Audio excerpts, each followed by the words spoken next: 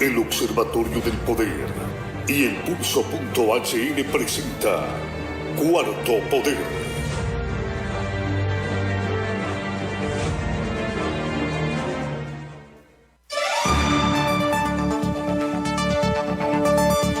Honduras, bienvenidos. Esto es Cuarto Poder a través de Radio Globo y Canal Hondureño de Televisión. A usted gracias por su sintonía de todos los días a lo largo y ancho del territorio hondureño. Hoy es día viernes, hoy es el 23 de julio del año 2021, día de Cuarto Poder Internacional, donde nos acompaña Gilberto Ríos con el análisis y por supuesto don Carlos Paz, nuestros invitados también que hacen posible de este espacio un espacio propositivo, analítico, porque es importante en estos momentos aportar a nuestra nación y es importante también analizar el entorno, lo que está ocurriendo fuera de nuestras fronteras. Hoy vamos a hablar, bueno, antes saludo a los compañeros en controles, Ever García en Radio Globo, Cristian Maradiaga en Globo TV, donde usted nos puede sintonizar también en las redes sociales, en Facebook, búsquenos como Globo TV Honduras y comparta nuestra transmisión en vivo. Le recordamos la página de Facebook de Cuarto Poder, también estamos transmitiendo totalmente en vivo. Y saludos a don César Monzón en los controles de Canal Hondureño de Televisión. Ubíquenlo en sus diferentes frecuencias a nivel nacional. Ramón Ochoa le saluda esta tarde, donde hablaremos de Cuba, qué está sucediendo en Cuba en estos momentos y sobre todo del aniversario. La revolución cubana, un tema que genera debate y que hay mucho contenido para hablar de ello, para debatir. Creo que la otra semana también vamos a seguir abordando este tema porque es muy extenso y hay que analizarlo desde varios puntos de vista. Hoy nos van a acompañar entonces invitados para hablar del aniversario del asalto a Cuartel Moncada, ya 58 años, ¿no? 68 años, perdón. Del asalto, sí. En efecto. Y por supuesto el análisis de don Gilberto Ríos esta tarde, así que entramos ya en materia porque el tiempo es corto. Don Carlos Paz, muy buenas tardes. Buenas tardes, Ramón Ochoa. Buenas tardes, amigas y amigos. Bienvenidos a esta emisión de Cuarto Poder. Saludamos a don César Monzón en los estudios de CHTV, Cristian Maradiaga en los estudios de TV Globo y don Ever García en los estudios de Radio Globo.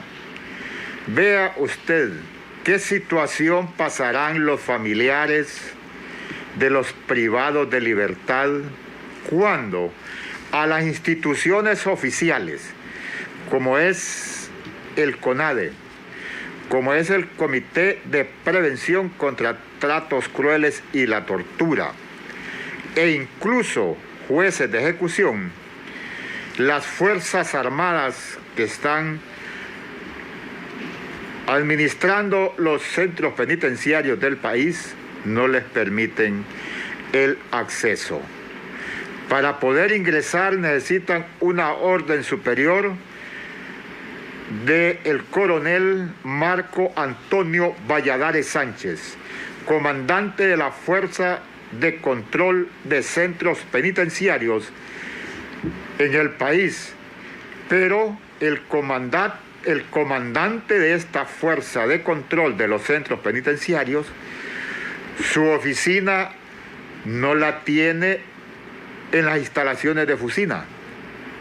¿Cómo es posible que un comandante que está haciendo labores civiles, su oficina sea clandestina?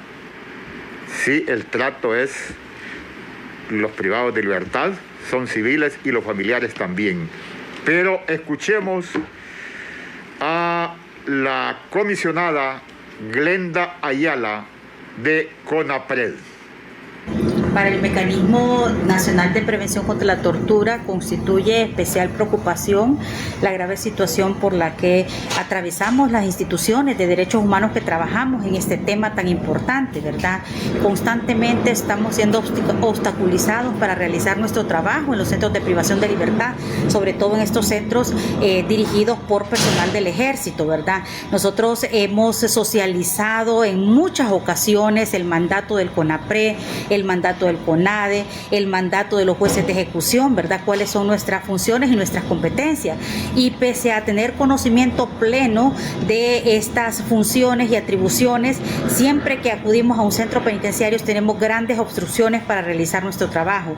Estas obstrucciones pasan por no brindar el acceso, en muchos casos, a el ingreso de los centros de privación de libertad. Siempre estamos recurriendo a los altos mandos para que se comuniquen y para que nos dejen ingresar, situación que nos parece totalmente atentatorio al artículo 19 de la Convención contra la Tortura y su protocolo facultativo, cuando estos reconocen y dice que el Estado está obligado a facilitar, ¿verdad?, el acceso a todos los centros de privación de libertad al mecanismo, y no solo acceso a los centros de privación, sino que también a el acceso a la información que tienen los centros de privación de libertad.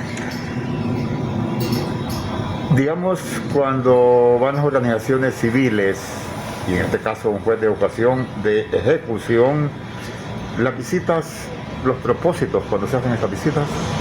Muchos de estos propósitos van motivados por las denuncias reiteradas que tanto el Comité Nacional de Prevención como el CONADE, como los jueces de ejecución recepcionan de familiares que van a visitar a los centros de privación de libertad o familiares que tienen conocimiento de situaciones difíciles por las que están atravesando las personas privadas de libertad. Es importante mencionar que el mecanismo ha realizado acciones en torno a que la Fuerza de Control de Centros Penitenciarios socialice el protocolo que está siguiendo en todos estos centros, porque es terrible la situación que ocurre. Un día pues dejan ingresar un tipo de situación, un tipo de artículo, y otro día ya no lo están dejando ingresar. Un día cambian las reglas de un día para otro, y esto pues de alguna manera crea una inseguridad jurídica tremenda, ¿verdad? Como institución del Estado que tenemos la obligación de velar por la prevención contra la tortura, hemos sido muchas veces víctimas de este tipo de situaciones arbitrarias e irregulares, inclusive hasta riesgo para nuestra vida, ¿verdad? Por este tipo de situaciones que se dan, ¿verdad? Al ingreso de los centros de privación de libertad, y no precisamente con los privados de libertad, sino por la actitud que muestran los funcionarios. A nosotros lamentamos, ¿verdad?, que sea tan difícil la comunicación, por ejemplo, con el encargado de la Fuerza de Control de Centros Penitenciarios, que tuvimos casi una semana de andar buscando sus oficinas y nadie daba razón de él. Se fue como 2 o 3 veces a oficina y nadie daba razón de él, de dónde está la oficina de esta Fuerza de Control. Creo que todas las instituciones del Estado no debemos de olvidar, ¿verdad?, y recordamos que somos un Estado de derecho regido por normas de derecho nacional e internacional, y que estamos obligados a cumplir. Abogada Ayala, la visita a los centros penales de las organizaciones de derechos humanos, sean estatales o no gubernamentales, el propósito es la persona privada de libertad, que no se permita, genera suspicacia del por qué no permitir ver al privado de libertad. Sí, la verdad es que lamentamos esta actitud entorpecedora siempre que se visitan estos centros, porque obviamente si no hay acceso tiene que tener una razón de ser. El mecanismo ha documentado muchos de los hechos que han ocurrido dentro de la prisión, que lamentamos profundamente, porque han desembocado en pérdidas de vidas humanas, y que el cerrar los centros implica que no se está actuando bajo el principio de legalidad. Y esto podría devenir en una grave responsabilidad nacional e internacional para el Estado. ¿Qué debemos esperar? Sí, en manos de militares, los centros penales del país, el sistema penitenciario nacional. Bueno, lo que esperamos es que de alguna manera las organizaciones o los organismos internacionales de derechos humanos, que de alguna manera tienen una función de asesorar al Estado de Honduras, cumplan con su papel de asesoría, ¿verdad? Y que parte de lo manifestado por la comisionada Glenda Ayala de el CONAPRED, tienen temor, están en riesgo, y no por los privados de libertad, sino por las autoridades, por quienes integran esta fuerza de control del sistema penitenciario. Y reitero, comandante Marco Antonio Valladares Sánchez, su trato es con civiles, no puede estar clandestina la oficina del comandante, que está prácticamente en calidad de director del sistema penitenciario del país. Y el tema de hoy, 68 años del asalto del cuartel Moncada, la historia de la Revolución Cubana y la situación actual. Buenas tardes, Gilberto. Buenas tardes, Carlos. Buenas tardes, Ramón. Un placer nuevamente estar aquí un viernes. Saludo a todo el auditorio inmenso de Radio Lo y también de Cuarto Poder, ¿verdad?, que nos hace el favor de su audiencia, y que hoy tenemos un tema muy especial porque ha sido además un tema de mucha controversia esta semana, lo que ha estado ocurriendo en Cuba luego de las protestas de hace 2 fines de semana, pero también, ¿verdad?, es un día histórico al que nos acercamos. La semana pasada, pues, un 19 de julio de 1979, tuvimos al embajador de Nicaragua hablando sobre los 42 años de la Revolución Nicaragüense, y hoy, ¿verdad?, tenemos a 2 amigos de la Revolución Cubana, ¿verdad?, 2 profesionales hondureños que ambos también han sido o son miembros, de la Asociación de Amistad Honduras-Cuba, para hablarnos de lo que fue hace 68 años, ese proceso de rebeldía del pueblo cubano, donde surgió el movimiento 26 de julio, que 6 años después de ese intento de asalto, ¿verdad?, del cuartel Moncada, que fue frustrado por la Guardia Batistiana de la dictadura de Fulgencio Batista, pues se transformó después en la Revolución Cubana que conocemos del 1 de enero de 1959. Cómo esos hechos históricos de hace 68 años están ligados a todo un proceso de resistencia, de lucha y de controversia, ¿verdad?, en todo lo que ha sido América Latina, de impacto a nivel social y político en todas nuestras sociedades, a estos últimos fenómenos que también han venido ocurriendo en las últimas 2 semanas, ¿verdad?, lo que está impactando esto en la población cubana, y la perspectiva de 2 compatriotas que han tenido la oportunidad de conocer Cuba, especialmente uno de ellos que estudió una especialidad, es doctor, estudió su especialidad en anestesiología en un momento que se le llamó en los años 90 el periodo especial, que fue cuando Cuba perdió más del 90% de su comercio internacional gracias al bloqueo económico y comercial, pero también gracias a la caída del bloque socialista de la Unión Soviética y de todo lo que fue Europa del Este, con quien tenía una gran cantidad de comercio internacional la isla del Caribe. Entonces, no sé si ya están conectados los 2 invitados, ¿verdad? Uno de ellos es el abogado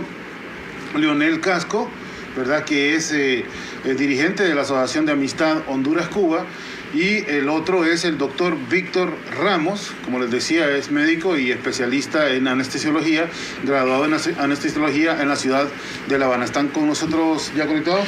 Estamos pendientes, Gilberto. Es importante hablar con ellos y vamos a abordar todo este contexto histórico de la Revolución Cubana, desde esa lucha que inició a la cabeza de Fidel Castro y, por supuesto, la connotación actual que está sucediendo, para entrar en un preámbulo también, Gilberto, de esas protestas por parte de la oposición al gobierno cubano, donde hace un par de semanas pues se le dio la vuelta al mundo y pues causó un efecto mediático muy grande. ¿Qué está sucediendo justamente en estos momentos con esas protestas? ¿Hay aires quizás de cambio o es muy fuerte el sistema de gobierno que esto prácticamente puede pasar en los próximos días desapercibido? Bueno, sobre todo yo creo que de lo que podíamos hablar de estas protestas, algo que me parece sumamente importante, que me estaba enterando el día de ayer, porque mantengo comunicación con muchos amigos en La Habana, me decían que hay cadenas de farmacias que en La Habana han cerrado, cadenas internacionales de Suecia,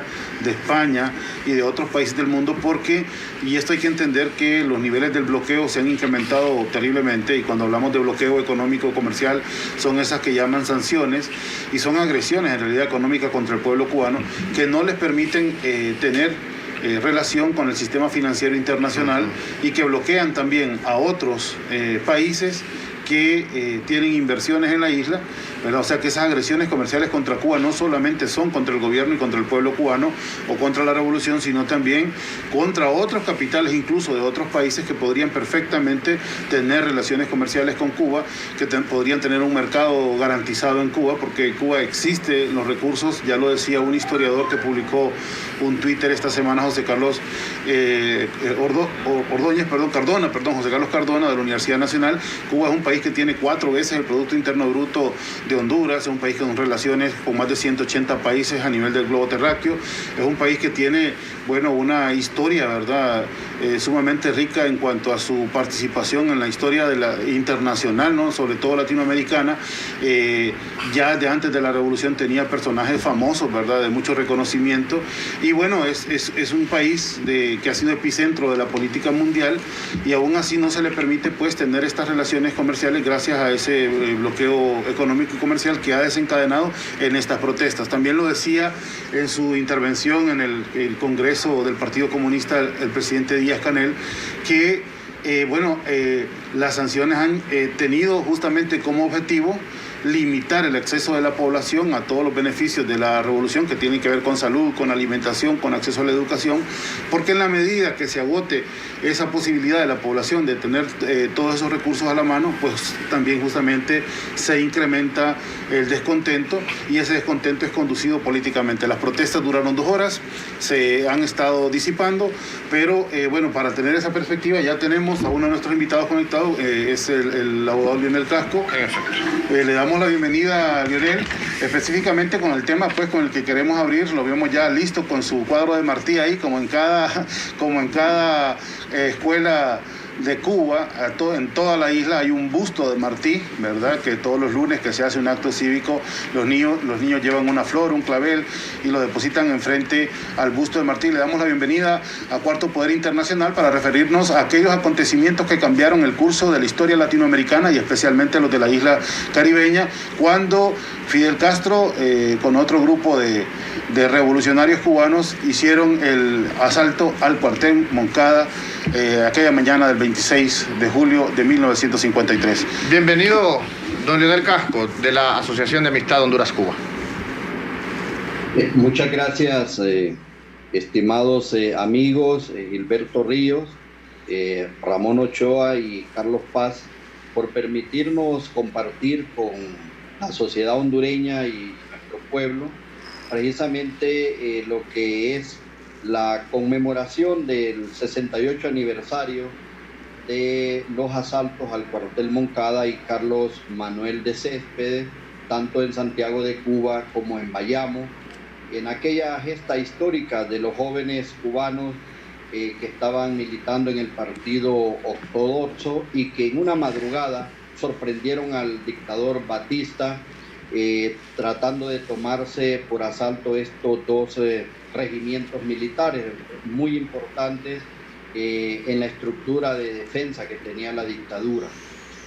También decir que eso generó igualmente que posteriormente se declarara como el Día Nacional de la Rebeldía en Cuba, en homenaje precisamente a esa causa que los motivó a ellos, pero también el centenario, ¿no?, del nacimiento del apóstol, poeta y luchador independentista José Martí, pero también la vida que expusieron estos jóvenes que ofrendaron su vida, su libertad por hacer causa, ¿verdad?, para liberar a su nación. Queremos decir que todos en el 10 de marzo de 1952 hay una ruptura constitucional en Cuba y Fulgencio Batista toma el poder. Suspendió la constitución de la República, ¿verdad? También disolvió los partidos políticos, declaró ilegales las reuniones de 2 o más personas y toda manifestación o protesta que se pudiera realizar contra el gobierno. Este individuo restableció incluso la pena de muerte.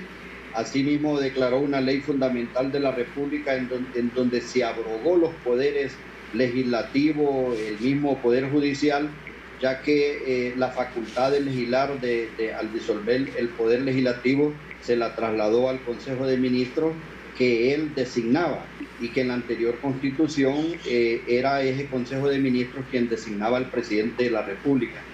Y algo sorprendente que yo encontré revisando parte de esa historia es que aumentó el presupuesto de las Fuerzas Armadas y de la Policía para tenerlos a su favor, y se aumentó el salario de forma personal de $26,400 que se devengaban los presidentes anualmente, él se lo incrementó a 144,000, superior al que ganaba el propio presidente de los Estados Unidos, Harry Truman, en esa misma época, que era de 100,000.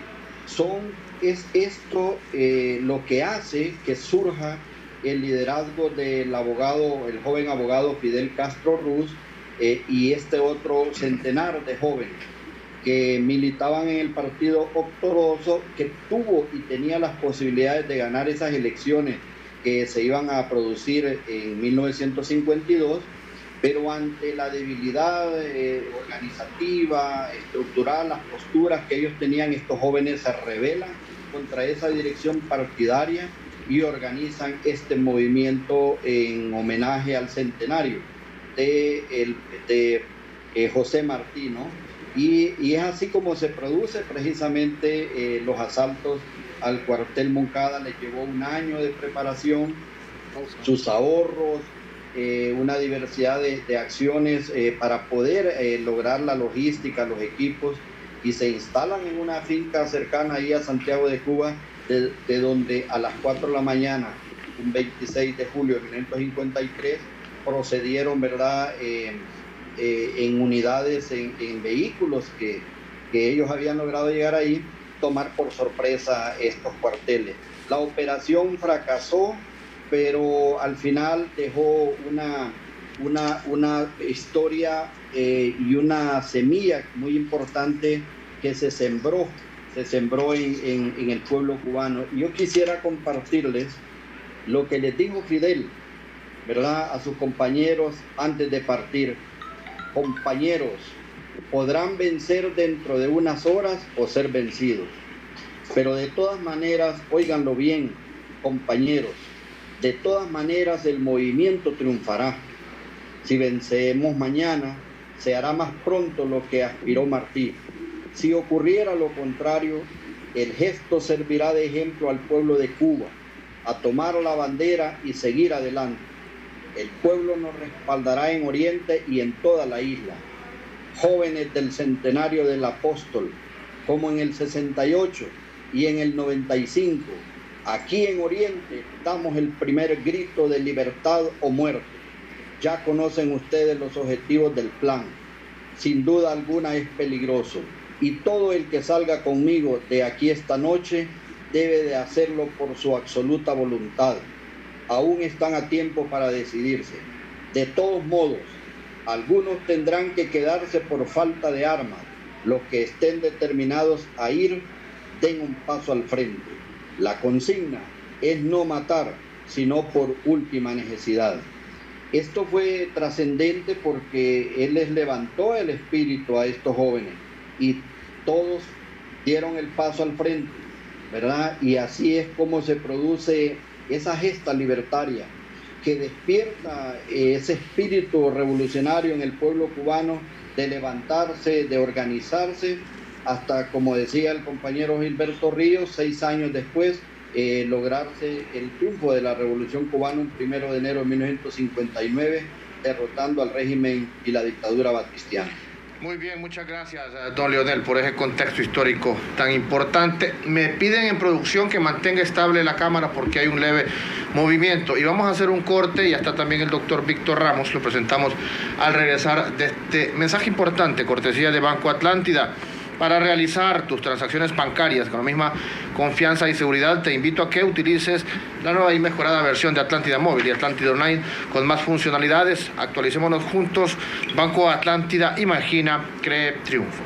El envío de remesas de Raúl a la cuenta de ahorro de María será en este momento sin ninguna escala.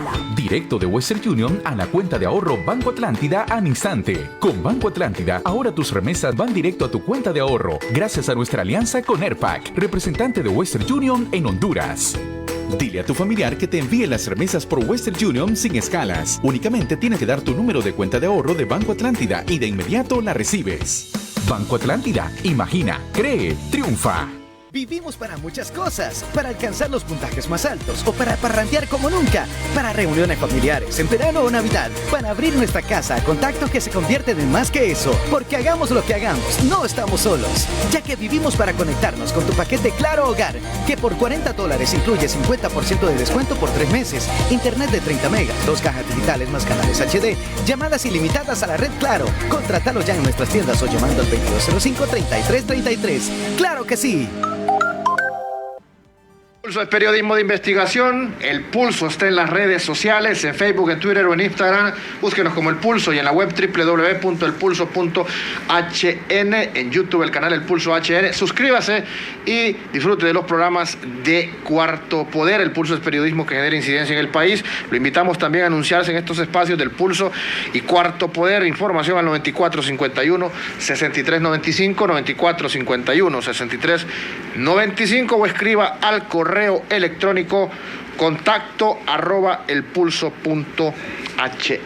Continuamos con Gilberto Ríos. Sí, solo quería, antes de darle la palabra a don Carlos, hacer una referencia a ese relativo fracaso que significó el asalto al cuartel Moncada y por qué es importante en la historia de Latinoamérica. Pero decir que hay un documento que surge de ese juicio que se hace contra los jóvenes rebeldes. Fidel Castro en ese momento tenía menos de 30 años, estamos hablando que tenía 25 años para el asalto, 24, 25 años para el asalto al cuartel Moncada. Lo digo para la juventud, sí, ¿verdad? Porque es importante que se entienda, ¿verdad? Bueno, el mismo Einstein publicó la teoría de relatividad general a los 23 años, Newton a los 19, es decir, hay una gran cantidad de cosas importantes que se puede hacer en esa etapa de la vida porque se tienen algunas convicciones, algunas certezas, pero el documento que yo les quiero referir, que lo busquen en internet, es un documento realmente breve de unas 90 páginas, es el alegato en defensa de por qué habían hecho el asalto al cuartel Moncada, que se llama La historia me absolverá. Es un famoso alegato que hace el propio Fidel Castro porque ya es abogado, ya está graduado de la Universidad de La Habana como abogado y se lanza a esta aventura, ¿no?, con sus correligionarios políticos para derrocar la dictadura de Batista, y cuando asume la defensa del juicio la asume personalmente él como abogado y hace pues un alegato que después se transforma en un libro que habla precisamente, no es un discurso ideológico lo que hay ahí, sino que describe la situación material de los ciudadanos cubanos, cuántos tienen acceso a la educación en ese momento, cuántos a la salud, cuántos viven en situación de pobreza y miseria, etcétera. Todas esas condiciones que darían las razones para que ese alzamiento de estos estudiantes armados estuviera plenamente justificado. Ya tenemos con nosotros al doctor Víctor Ramos. Doctor. Estimados televidentes y oyentes a nivel nacional e internacional, tengo el gusto de presentar a un amigo desde los 80, al doctor Víctor Ramos, catedrático universitario, entiendo que ya está jubilado, pero que lo conocí cuando era dirigente estudiantil universitario en el Frente de Reforma Universitaria. Doctor, bienvenido a Cuarto Poder en esta breve reseña de la Revolución Cubana, enmarcada en esa acción por civiles, pero que es una acción militar al pretender tomar el cuartel Moncada. Bienvenido a Cuarto Poder, doctor Ramos. Muchas gracias. Es un placer participar en este foro para celebrar un aniversario más de esa gesta heroica del pueblo cubano que de alguna manera cambió el rumbo de la historia de América Latina, porque a partir de la Revolución Cubana pues hubo en América Latina, en los pueblos sobre todo, una nueva esperanza de llegar de alguna manera a cambiar los regímenes nacionales por dirigentes que se interesaran por los intereses, por los derechos del pueblo, pero sobre todo por hacer que en cada uno de nuestros países fuera válido el pronunciamiento del 1 de julio de 1823, fecha en la cual se declaró la verdadera independencia de Centroamérica, que no fue el 15 de septiembre como quieren hacer creer. Cuba ha hecho grandes méritos con su revolución, a pesar del bloqueo norteamericano, y por supuesto que hay grandes dificultades, todos las conocemos, sabemos que fundamentalmente se deben a la arrogancia norteamericana que impide que Cuba comercie, que compre gasolina, que compre vacunas, que compre alimentos, que desarrolle su industria, que los barcos que navegan por el mundo puedan llegar sin problemas a Cuba, que los cubanos que viven en los Estados Unidos puedan visitar a sus parientes, que puedan enviarles remesas. Todas esas cosas pues han ido calando, han creando dificultades. Por suerte, el pueblo cubano ha sido educado, en primer lugar, en base al ejemplo y a la doctrina martiana, y en segundo lugar en base al ejemplo también del proceso revolucionario mundial que iniciaron Marx, Engels y después Lenin en la Unión Soviética. El pueblo de Cuba tiene un gran futuro porque tarde o temprano los Estados Unidos tienen que ceder ante la presión del mundo que está exigiendo el fin del bloqueo, porque el fin del bloqueo de Cuba va a ser un paso fundamental para los pueblos del mundo, porque resulta que no solo Cuba está bloqueada Venezuela, está bloqueada Irán, está bloqueado Siria, están fastidiando a China, están fastidiando a Rusia. Quieren que en Nicaragua se celebren elecciones conforme a los dictados que ellos dicen y que los candidatos sean los que ellos dicen, no los que el pueblo escoge. Entonces, el fin del bloqueo, yo pienso que es algo que está ya muy cercano, va a ser un paso fundamental para que nuestros pueblos puedan caminar por una senda de independencia y soberanía. Quisiera preguntarle, doctor, usted sacó su especialidad en los años 90 en Cuba, entiendo que estudió en La Habana, y además en ese periodo fue justamente cuando venía a decaer el bloque socialista, un periodo que se le conoció como el periodo especial, un periodo de mucha crisis, y donde se dio justamente aquel incidente que también se conoció después como el Maleconazo, donde ciudadanos de la Habana Vieja hicieron protestas porque habían muchas limitaciones materiales en ese momento, luego de la pérdida de más del 90% del comercio internacional de la isla, y en esas circunstancias llegó usted como becario, que dicen que los becarios también eran como la última fila de prioridad, ¿verdad?, en la isla, y era muy difícil acceder a muchos productos. ¿Cómo podríamos comparar aquel momento? No sé si en ese momento usted precisamente ya se encontraba en la isla, pero en esa época sí sé que fue muy difícil. ¿Cómo podríamos comparar ese momento histórico con lo que estamos viviendo justamente ahora, luego de esta gran campaña internacional contra Cuba que ha desatado el imperialismo norteamericano? Te voy a contar, Rigoberto Padilla me insistió en estudiar, por la situación que se vivía en el país, y él llevó 3 expedientes para solicitar becas en Cuba. El ministro de Salud le dijo: Rigoberto, no podemos, la situación aquí es crítica, es dura. Pero como Rigoberto era muy pertinaz, en una reunión en la que estaba Fidel, él le pidió las becas. Le dijo: bueno, ve a hablar. Dice: no tenemos posibilidad, estamos en unas dificultades, pero como se trata de ti, ve a hablar con el ministro de Salud. No, le dice, si hoy hablé con él y me dijo que no. Bueno, dice, tratándose de ti, yo te voy a dar una beca. Lleva los documentos al ministro para que él escoja quién viene. No, aquí los tengo, dijo Rigoberto, sacó del saco y se lo mostró a Fidel. Fidel lo revisó y dijo: este viene, era yo. Yo fui allá, por supuesto, sabiendo que había grandes dificultades. En ese tiempo uno no podía ni conseguir un vaso de agua en la calle. Pero a mí me marcó el espíritu del cubano, sobre todo el espíritu solidario y la tenacidad con que enfrentaban las dificultades, cómo era posible echaron a andar todos esos autos, porque ellos mismos fabricaban las piezas que les hacía falta. cómo se mejoró la agricultura y había una gran oferta porque se abrieron los mercados campesinos. Y lo otro es que a pesar de todo eso, en Cuba nadie se acostaba sin haber comido, nadie dormía debajo de un puente, no había un niño en la calle. Es obligatorio que los chicos vayan a la escuela, se les miraba con aquel gran entusiasmo. En el hospital donde yo estudié, el hospital Hermanos Amijeras, pues había de todo, era un hospital de primera. Fidel llegaba con mucha frecuencia y yo lo vi varias veces. Me acuerdo una vez que estaba dando anestesia y sentí que alguien estaba atrás de mí, que no era del grupo en que estábamos trabajando, y volví a ver, era él.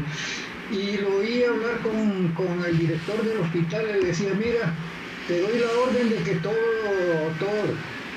tecnología novedosa que aparezca en salud, la compren. Y tú mismo te encargas de hablar con el ministro para que dé esas instrucciones a nuestros embajadores en el mundo. Gracias. En La Habana ocurrió ese incidente de que habla Gilberto. Mucha gente salió a las calles a protestar, a romper vidrios, a asaltar las tiendas. Yo me puse muy preocupado por lo que estaba pasando. Mucha gente también se subía en troncos de árboles, en balsas hechas con varas. Por suerte, hasta unos carros acondicionados para que navegaran. Por suerte, digo por suerte, porque al lanzarse al mar en esas circunstancias es perder la vida. La corriente los empujaba y los iba a desembarcar en un pueblecito vecino a La Habana. Pero lo que quiero contarles es que como yo trabajaba en el 5º piso y frente al hospital está la Plaza Maceo, que es una plaza relativamente grande con un monumento enorme de Maceo en el centro, pues los manifestantes llegaron a la plaza y comenzaron a destruir todo lo que había alrededor, y muchos se subieron a la plataforma del hospital, de acceso del hospital, andaban con garrotes de pedazos de metal, comenzaron a quebrar los vidrios del hospital, y eso yo lo estaba viendo. Nosotros comenzamos a sentir temor por lo que nos podría pasar, pero cuando menos acordé, porque yo estaba atento a lo que pasaba en la plaza, vi que alguien se subió al monumento de Maceo y dio un discurso, y entre otras cosas dijo, bueno, ¿por qué ustedes están rompiendo el hospital, que es un bien del pueblo cubano? Si tienen que tirar piedras, láncemelas a mí. Y quien estaba hablando era Fidel. Inmediatamente se oyó en la plaza una voz de todo el mundo que gritaba, Fidel, Fidel, Fidel, Fidel, y la gente que estaba ahí cercana a él lo levantó en brazos, lo sacó del sitio, y ahí mismo terminó la protesta de esta gente que estaba pues fastidiando, indudablemente que con instrucciones del imperialismo norteamericano. Todo eso ha fallado y va a seguir fallando, porque los cubanos no quieren bajo ninguna circunstancia, a pesar de las dificultades que tienen, volver al dominio de los norteamericanos. Yo tenía una profesora ahí en el hospital, una negra, grandotota, brillante, y una vez le pregunté, doctora, ¿y usted quisiera que Cuba volviera a lo de antes, a lo de Batista? No, Vitico, me dijo, Vitico me decían a mí, no, Vitico no. Yo era hija de una barrendera y en el régimen anterior nunca pude haber llegado a ser médico. Y yo se lo agradezco a la revolución. Nosotros vivíamos debajo de un puente prácticamente, ahora tenemos una casa, todos tenemos trabajo, tenemos salud, yo tuve la posibilidad de estudiar y ahora soy profesora universitaria con méritos que me lo reconocen. La vez pasada, en un programa que se hizo con Renato y en el que participaron 3 médicos cubanos, desertores, que vinieron aquí con las brigadas, yo me fijé que insistieron en algo. Dice, los que vamos, dice, a las brigadas, el gobierno, dice, nos paga una suma grande de dólares, pero esos dólares no los recibimos, dice. Entonces, claro, yo me asombré. Dije, pero estos tipos, ¿cómo es posible que se pongan a decir esas cosas? Porque Cuba ese dinero no se lo embolsa, nunca se lo embolsó Fidel, ni se lo embolsa Díaz-Canel, sino que ese dinero es utilizado para resolver las grandes dificultades del pueblo cubano. Y el pueblo cubano justamente está educado en ese sentido de la solidaridad. Pero los que vienen aquí y quieren que esos pagos que se reciben y que son utilizados para las escuelas, para los hospitales, para la medicina, para la vivienda, de todos, no de uno, pues lo único que demuestra es un egoísmo extraordinario. Lo otro, que ya no vengan con esos cuentos como dijo uno de los médicos, no, dice que mi familia tenía plata, que era dueña de centrales, que era dueña de grandes plantaciones de caña. Eso no es verdad. Los dueños de plantaciones y de centrales azucareras eran 4 y eran los norteamericanos, no eran los cubanos.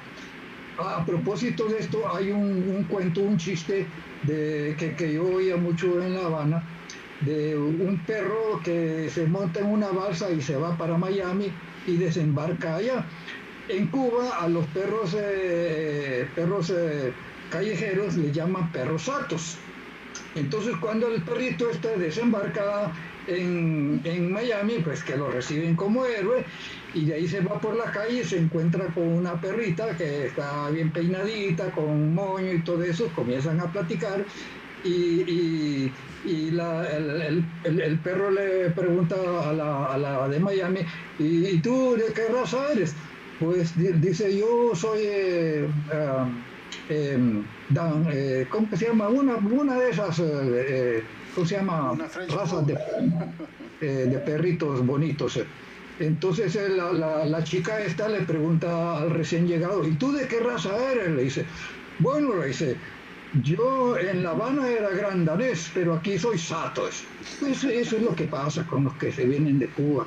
Y todos, yo recuerdo de una familia que me decía, mi tío ahora vive en los Estados Unidos, dice, es dueño de la Budweiser y tiene yates y no sé qué más. Pues resulta que el tipo un día llegó de visita a Cuba, justamente en el yate, y bajó a ver a su prima, pero inmediatamente me di cuenta que él no era el dueño del yate, sino que simplemente era un tipo que se encargaba de trapear el yate, pero en lo que él mandaba decía que él era el dueño del yate y que era accionista, gran accionista de la Budweiser. Doctor, no lo quisiera interrumpir, pero lo tengo que interrumpir porque no somos dueños del tiempo. Está interesante y todas esas anécdotas, y la verdad, como les dije al inicio, creo que vamos a ocupar otro programa para hablar de ello, porque mire cómo vamos de tiempo. Vamos a hacer la última pausa y venimos al último bloque para seguir abordando este tema así de manera más puntual. Gracias, doctor, por acompañarnos. Solo hacemos este corte y regresamos en breve porque tenemos un mensaje importante de Claro. Y es que porque vivimos para muchas cosas, en especial para conectarnos con tu Super Pack todo incluido, que desde 25 lempiras incluyen internet, llamadas y mensajes ilimitadas a la red Claro, minutos a otras redes y Estados Unidos, más redes sociales ilimitadas. Actívalo ya marcando el asterisco 77, numeral opción 1. Claro que sí. Vivimos para muchas cosas, para bailar bajo el sol o en la lluvia, para viajar a todos los rincones del país, para estar juntos, aunque a veces sea a la distancia. Porque hagamos lo que hagamos, no estamos solos, ya que vivimos para conectarnos. Con tu Super Packs todo incluido, que desde 25 lempiras te incluyen internet, llamadas y mensajes ilimitados a la red Claro, minutos a otras redes y Estados Unidos, más redes sociales ilimitadas. Actívalos marcando asterisco 777 numeral opción 1. ¡Claro que sí! El envío de remesas de Raúl a la cuenta de ahorro de María será en este momento sin ninguna escala.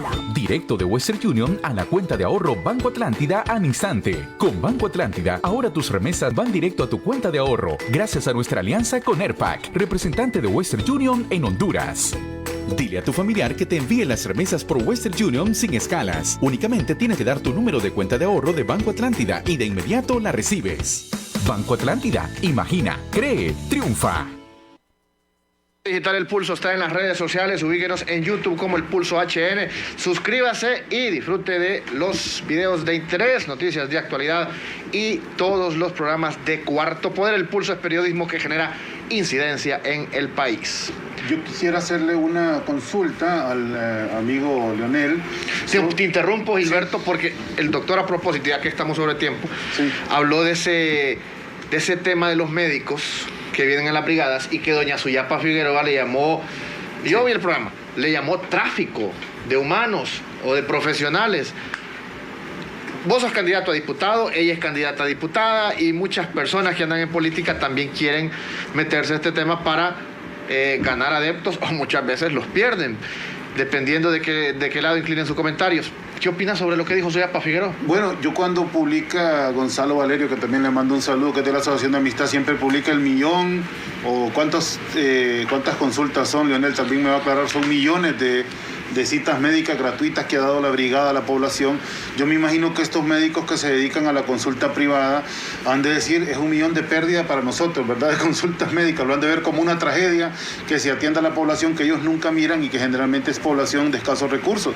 Entonces, claramente la doctora Figueroa, que dirige un colegio que es bastante elitista, que milagrosamente hace 2 años, porque iban a perder una gran cantidad de plazas, se fueron a la calle y luego de dar una vueltecita por la embajada norteamericana, pues se retiraron de la lucha. No sabía que era candidata a diputada, por cierto, pero evidentemente representa otros intereses que no son los de la brigada médica y que no son de este espíritu de solidaridad del que hablaba el doctor Víctor Ramos, ¿verdad?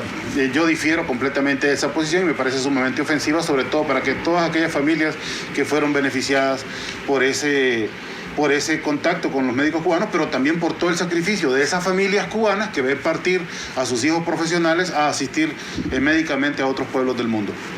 ¿La consulta que le hacías a Leonel? Sí, a Leonel iba a decir que en esta época independentista también nosotros desarrollamos mucha relación con los jóvenes que intentaron la independencia primero en Cuba a principios del siglo XIX, y también hay una relación histórica entre nuestros países. Entiendo que la primera dama o la primera dama cubana también era hondureña en su primera etapa, digamos, democrática, y nosotros tenemos pues un vínculo histórico. Ellos vinieron acá a Honduras a realizar labores importantes. Ya que he mencionado a Maceo, abogado, tal vez nos puede comentar un poco de esa historia que tenemos en común con el pueblo cubano aún antes de la revolución. Bueno, efectivamente, compañero Gilberto y demás miembros de este panel, Honduras ha sido una nación históricamente solidaria, humanística, con apertura incluso en estas situaciones, que igual se generó con la revolución sandinista. Se dice que aquí fue fundado el Frente Sandinista de Liberación Nacional, y estos héroes y libertadores por la independencia de Cuba, último país en liberarse del yugo español, por supuesto que aquí estuvieron, ¿verdad?, construyeron excelentes relaciones y brindaron grandes aportes también al desarrollo y a la cultura nuestra.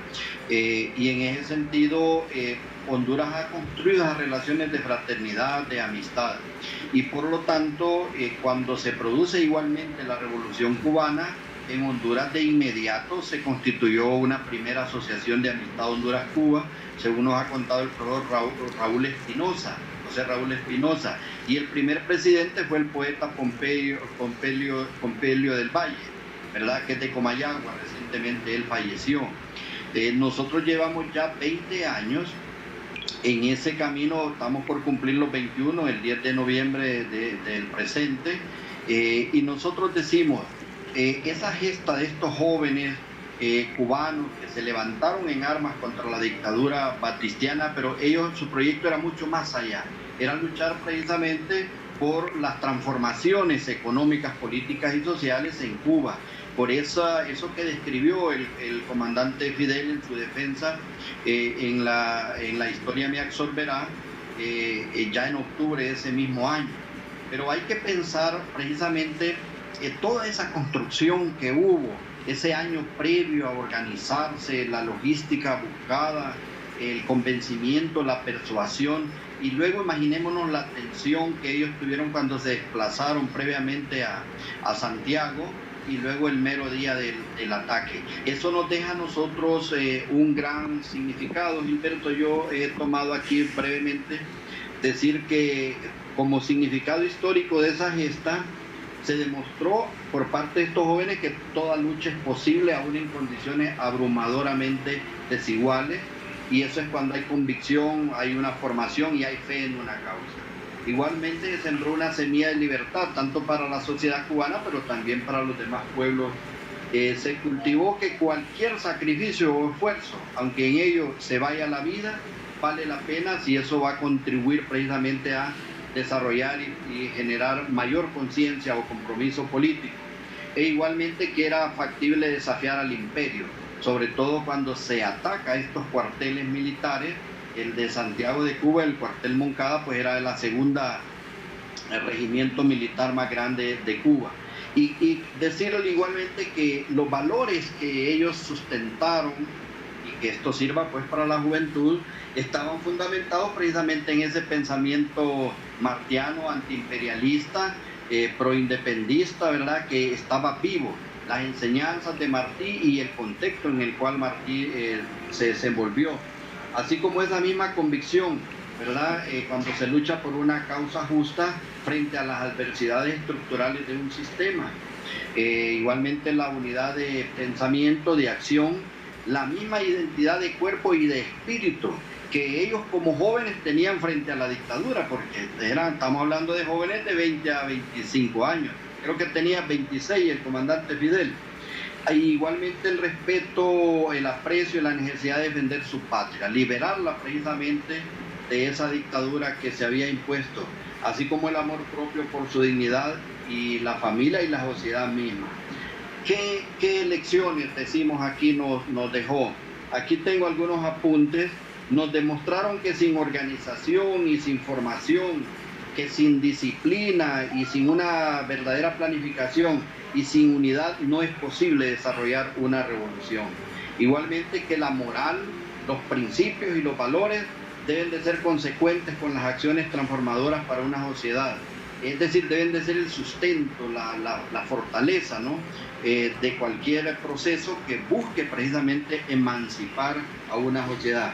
E igualmente que hay que ser perseverantes, hay que ser buenos estrategas, tener paciencia. Nuestro pueblo, por ejemplo, dice los tiempos de Dios, y estar respaldados, por supuesto, por el pueblo, ¿verdad?, y la participación consciente del mismo frente a la lucha por alcanzar logros o metas factibles, entre otras cosas. En realidad, Cuba nos está demostrando, y es una escuela para no solo Latinoamérica y el Caribe, de la resistencia, la capacidad de resistir, de mantenerse aún frente a todas estas adversidades. Y en este momento, en el contexto actual, en este 68 aniversario de los asaltos al cuartel Moncada y Carlos Manuel de Céspedes, Cuba nos está diciendo igual, vamos a resistir y vamos a vencer. Tienen una fuerza y una convicción en su proyecto, como decía el doctor Víctor, de que son un país independiente. Con Martí y Maceo y otros lucharon por la independencia del yugo español, pero con la Revolución Cubana se luchó por la defensa de la soberanía del pueblo cubano. Y lo dejamos ahí, don Leonel, muy agradecido por su participación. Nos quedan menos de 2 minutos que se los otorgamos al doctor Víctor Ramos. Gracias, doctor, por acompañarnos también usted.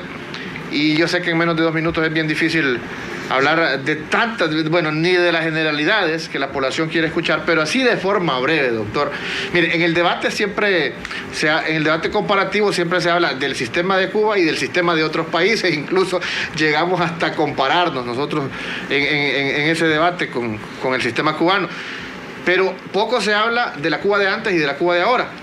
Podemos hablar así de elementos básicos específicos que nos diferencian de la Cuba de Batista y de la Revolución Cubana, y que hubiese pasado, por supuesto, si no hubiera existido revolución en Cuba, si hubiera seguido esa nación con el mismo sistema de antes.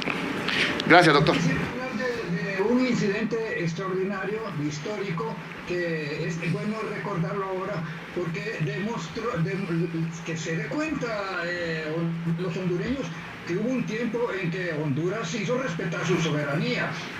Un hijo de un presidente peruano que llegó a ser general y ahora es héroe peruano, se llamaba Leoncio Prado. Leoncio Prado, con un grupo de peruanos, asaltó un buque español y exigió como respuesta la independencia de Cuba. Entonces España envió unas fragatas y unos buques de guerra a perseguir el barco comercial cubano. Este barco lo atacó una tempestad y lo encalló frente a las costas del departamento de Colón. Ellos desembarcaron y se dirigieron a Trujillo. Entonces el gobierno de España le dijo al gobierno de Honduras: usted entrega al señor Leoncio Prado y todos los bandidos que andan con él, o nosotros los bombardeamos. Y el presidente Marco Aurelio Soto le dijo: Honduras no es colonia de España, es un país soberano e independiente y se respeta. Y Leoncio Prado hizo una travesía entre Trujillo y La Paz, que era donde se encontraba Marco Aurelio Soto, y ahí los recibió y les brindó la protección. Eso significa que nosotros no siempre hemos sido un país pisoteado por los extranjeros y que hemos tenido siempre una solidaridad extraordinaria con los pueblos del mundo que han luchado por su auténtica liberación.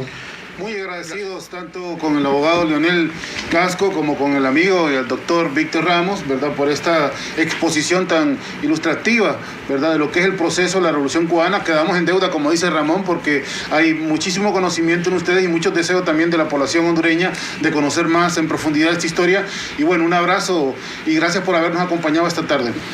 Me he definido antiimperialista desde muy joven y estoy en contra del bloqueo económico contra Cuba, al igual que cualquier medida o sanciones económicas impuestas por el imperialismo de la Federación de Estados Unidos de América. Como estoy en contra del sistema que nos gobierna, independientemente que el gobierno sea liberal o cachureco, se caracterizan porque sus políticas y estrategias son reproductoras de la pobreza y la indigencia. Pero creo que la Revolución Cubana, después de 62 años, el que nació ese día, pues tiene esa cantidad de años. Son ya 3 generaciones y se tiene que luchar por cambios que se respete el disenso. La pobreza, aunque sea provocada por el mismo bloqueo económico, genera disconformidad del sistema que gobierna. Buenas tardes.